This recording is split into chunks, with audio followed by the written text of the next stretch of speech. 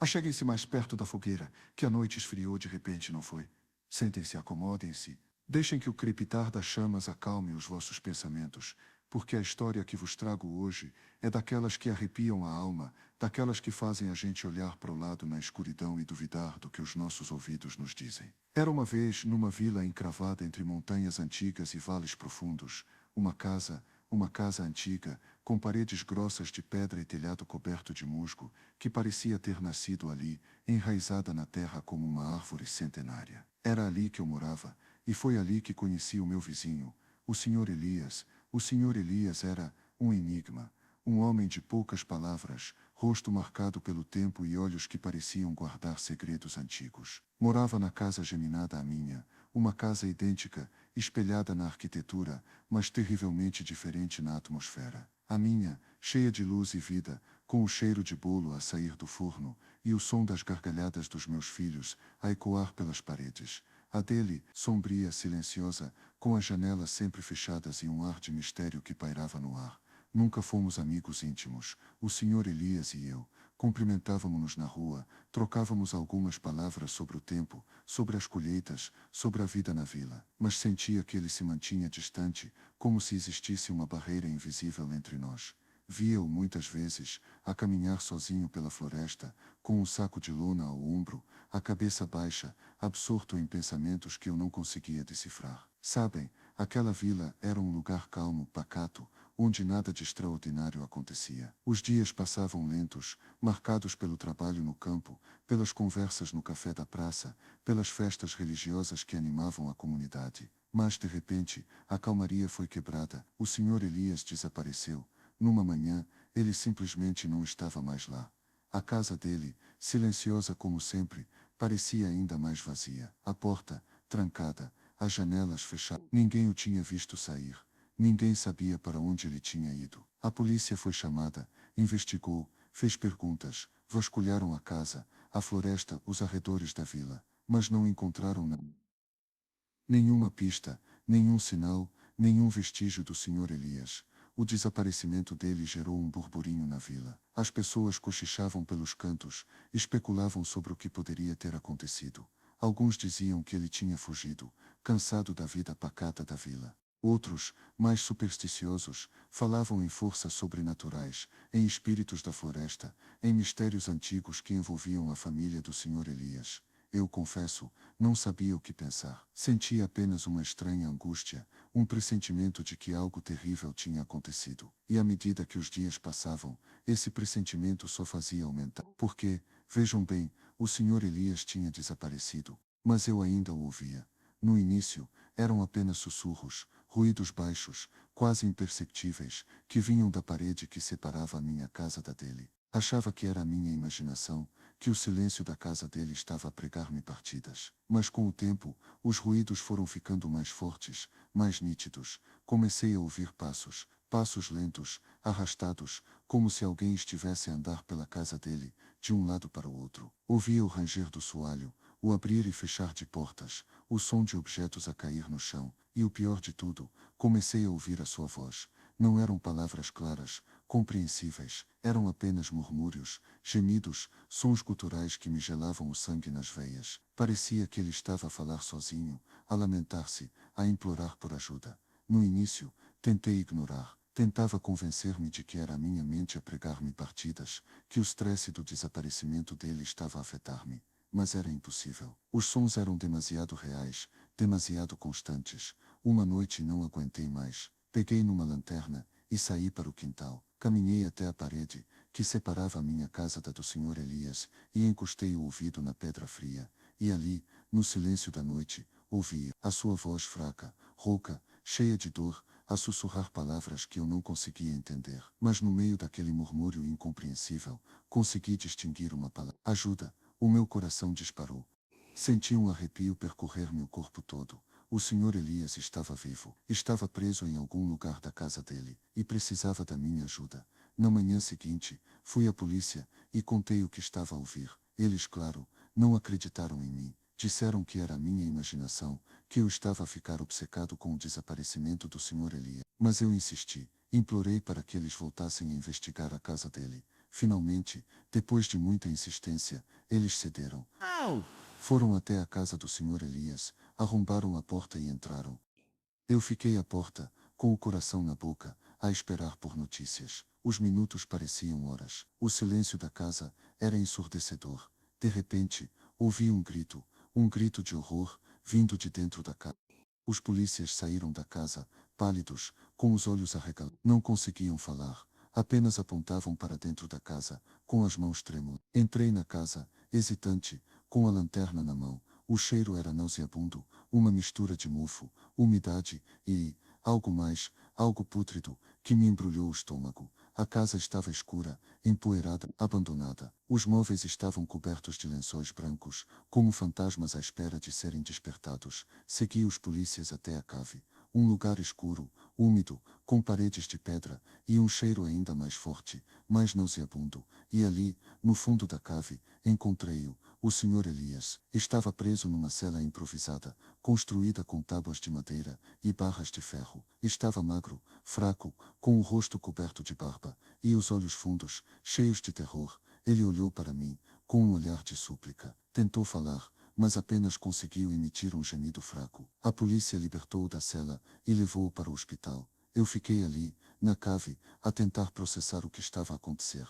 O Sr. Elias estava vivo. Tinha sido mantido preso na cave da própria casa, durante semanas, talvez meses. Mas por quem? E por quê? A resposta a essas perguntas demorou algum tempo a chegar. O Sr. Elias estava demasiado fraco para falar, demasiado traumatizado para contar o que tinha acontecido, mas aos poucos, com a ajuda de psicólogos e terapeutas, ele começou a recuperar a memória. E a história que ele contou era mais aterradora do que eu jamais poderia ter imaginado. O Sr. Elias tinha um irmão gêmeo, um irmão que ninguém conhecia, um irmão que tinha sido dado como morto quando eram crianças.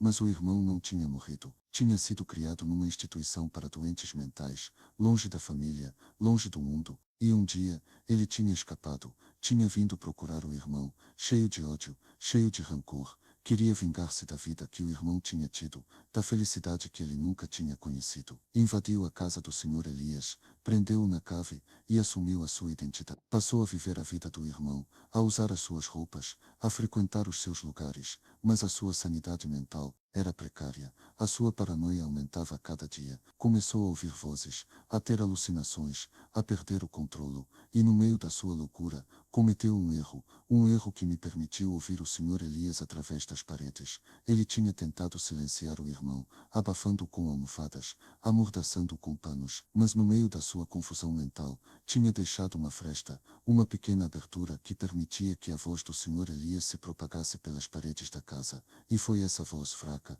desesperada, que me guiou até ele. O irmão gêmeo do Sr. Elias foi preso e levado de volta para a instituição. O Sr. Elias recuperou a saúde e voltou a viver na sua casa, mas nada voltou a ser como antes. O Sr. Elias nunca mais foi o mesmo. Ficou mais reservado, mais silencioso, mais assustado. A sombra do trauma pairava sobre ele, como uma nuvem negra que nunca se dissipava. E eu nunca mais consegui dormir em paz na minha casa. Todas as noites, ouvia os passos, os sussurros, os gemidos que vinham da parede. Sabia que era a minha imaginação, que era o eco do terror que eu tinha vivido, mas não conseguia evitar.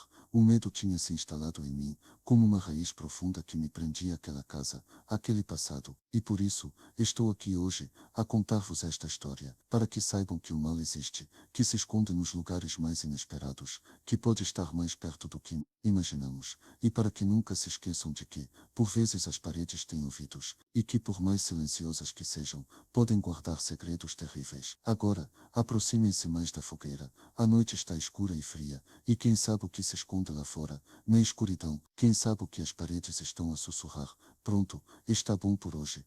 Vão para as vossas casas, durmam bem, se conseguirem, e não se esqueçam, fechem bem as portas e janelas. Nunca se sabe quem pode estar a ouvir. A fogueira estalava, cuspindo brasas luminosas para o céu noturno, como se tentasse alcançar as estrelas que espreitavam tímidas por entre as copas das árvores. O cheiro de pinho queimado pairava no ar, misturando-se com o aroma terroso da floresta úmida. Ao redor do fogo, os rostos se iluminavam e se obscureciam em um jogo de sombras dançantes, atentos à minha voz. Vocês sabem como são essas casas antigas, né? Cheias de histórias, de sussurros do passado presos nas paredes. A minha, então, era um verdadeiro relicário de segredos. Comprei por um preço de banana, no limite da cidade, justamente por causa da fama. Diziam que era mal assombrada, que um antigo morador havia sumido sem deixar rastros. Bobagem, pensei, eu não acredito nessas coisas. Precisava de um lugar tranquilo para me concentrar na minha escrita, longe do burburinho da cidade. E de fato, encontrei a paz que tanto buscava, pelo menos no começo. Meu vizinho, o Sr. Elias, era um sujeito peculiar, um velho magro e curvado, com um olhar enigmático que parecia perscrutar a alma. Ele vivia na casa geminada minha, uma construção idêntica, igualmente dilapidada pelo tempo. No início, trocávamos apenas cumprimentos formais, aqueles acenos de cabeça educados, sem muita conversa. Elias era reservado, quase recluso, raramente saía de casa, e quando o fazia, era sempre com a mesma roupa surrada e o mesmo chapéu fedor amassado. Eu me sentia um pouco culpado por não me esforçar para conhecê-lo melhor. Afinal, éramos vizinhos, compartilhávamos a mesma parede. Mas a verdade é que Elias me intimidava um pouco. Havia algo de estranho em sua aura, uma melancolia densa que emanava dele como um miasma. Além disso, eu estava completamente absorto no meu trabalho, tentando desesperadamente terminar meu novo livro. Então, deixei que a distância se instalasse entre nós, imaginando que um dia, talvez, eu o convidaria para um café. Então, um dia, Elias simplesmente desapareceu. Sem aviso, sem bilhete, sem nada. Notei a ausência quando deixei de vê-lo regando suas roseiras murchas no jardim da frente. O silêncio em sua casa se tornou ensurdecedor. Um vácuo que contrastava com os ruídos cotidianos da minha própria vida. No começo, pensei que ele havia viajado para visitar algum parente distante. Mas os dias se passaram, e Elias não voltou. A grama do jardim cresceu descontroladamente. As roseiras definharam ainda, e a casa começou a exalar um ar de abandono. A vizinhança começou a comentar, sussurrando teorias sobre o possível paradeiro do velho. Alguns diziam que ele havia fugido com uma amante secreta, outros especulavam sobre uma doença repentina, e outros, é claro, falavam em sequestro ou algo pior. A polícia foi acionada, fez buscas na casa, mas não encontrou nada de relevante. Nenhum sinal de luta, nenhum indício de crime. Elias simplesmente havia evaporado. Eu me senti perturbado com o desaparecimento de Elias. Embora não fôssemos próximos, a ideia de que ele pudesse ter sofrido algum mal me angustiava. Comecei a prestar mais atenção à casa dele, observando cada detalhe,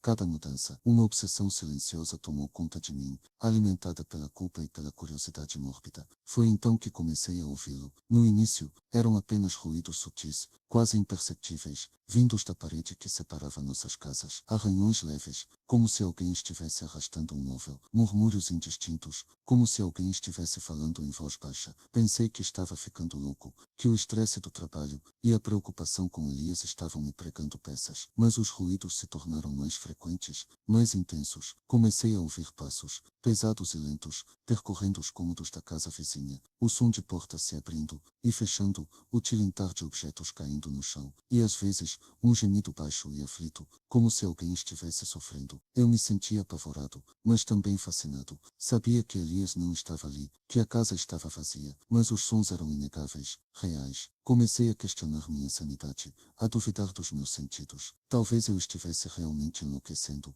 Talvez a casa estivesse me afetando mais do que eu imaginava. Decidi investigar. Esperei até a noite, quando o silêncio da floresta se tornava quase palpável. Peguei uma lanterna, uma ferramenta e me aproximei da parede que separava minha casa da de Elias. Comecei a procurar por alguma fenda, alguma abertura que pudesse explicar os ruídos, e então, encontrei, no canto inferior da parede, escondida atrás de um rodapé solto, havia uma pequena rachadura, quase imperceptível a olho nu. Cheguei mais perto, inclinei a cabeça e espiei através da fenda. O que vi do outro lado me gelou o sangue nas veias. A minha voz embargou. A fogueira crepitava mais forte, lançando faíscas para o alto. Senti os olhares fixos em mim, ávidos por mais detalhes. Respirei fundo, tentando controlar o tremor nas mãos. Eu vi um quarto escuro e empoeirado, iluminado apenas por um fio de luz que entrava por uma janela empoeirada. E no centro do quarto, amarrado a uma cadeira, estava Elias. Ele estava pálido, magro e com os olhos arregalados, fixos em um ponto no vazio.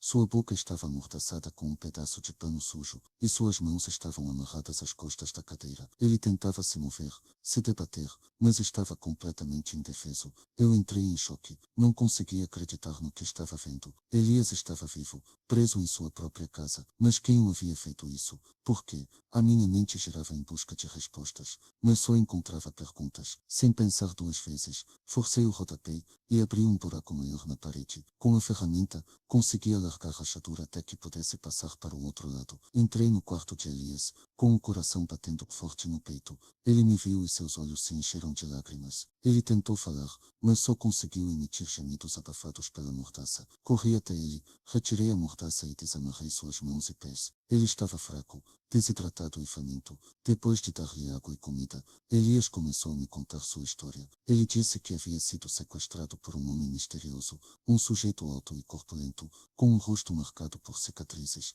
Esse homem o havia amordaçado e amarrado na cadeira, trancando-o no quarto e o deixando à própria sorte. Elias não sabia quem era o sequestrador nem por que ele havia feito isso. Ele apenas sabia que o homem voltava de vez em quando, para verificar se ele ainda estava vivo e para torturá-lo psicologicamente. O sequestrador sussurrava coisas terríveis em seu ouvido, ameaçando-o e humilhando. Elias vivia em constante terror, esperando pelo momento em que o homem voltaria para matá-lo. Eu fiquei horrorizado com a história de Elias. Não conseguia imaginar o sofrimento que ele havia passado. Prometi que o ajudaria a encontrar o sequestrador e a levá-lo à justiça. Levamos Elias para minha casa e o instalamos no quarto de hóspedes. Chamei a polícia e contei tudo o que havia acontecido. Os policiais revistaram a casa de Elias, mas não encontraram nenhuma pista sobre o sequestrador. Parecia que o homem havia sumido no ar. Enquanto a polícia investigava, eu cuidava de Elias, alimentava-o, dava-lhe banho e o ajudava a se recuperar do trauma. Ele estava muito abalado,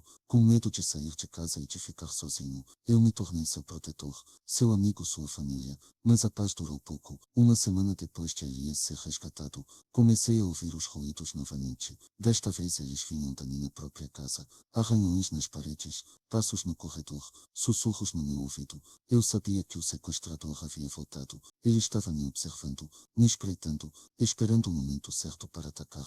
A fogueira estalou com força, lançando uma labareda alta que iluminou meu rosto. Engoli em seco, sentindo o suor frio escorrer pela minha testa. Os rostos ao meu redor estavam tensos, ansiosos pelo desfecho da história. Decidi armar uma armadilha para o sequestrador. Instalei câmeras de segurança por toda a casa e passei a noite em claro, esperando por ele. E então, na madrugada, ele apareceu. Era o homem que Elias havia descrito. Alto, corpulento, com o rosto marcado por cicatrizes. Ele entrou na minha casa sorrateiramente, com uma faca na mão. Ele caminhou até o quarto de hóspedes, onde Elias estava dormindo. Eu o segui silenciosamente, com uma arma na mão. Quando ele abriu a porta do quarto, eu o surpreendi. Apontei a arma para ele e ordenei que se rendesse. Ele riu, um riso frio e ameaçador. Ele disse que não tinha nada a perder, que já havia arruinado a vida de Elias e que agora era minha vez. Ele avançou em minha direção, com a faca em punho. Eu disparei, um tiro certeiro, que o atingiu no peito,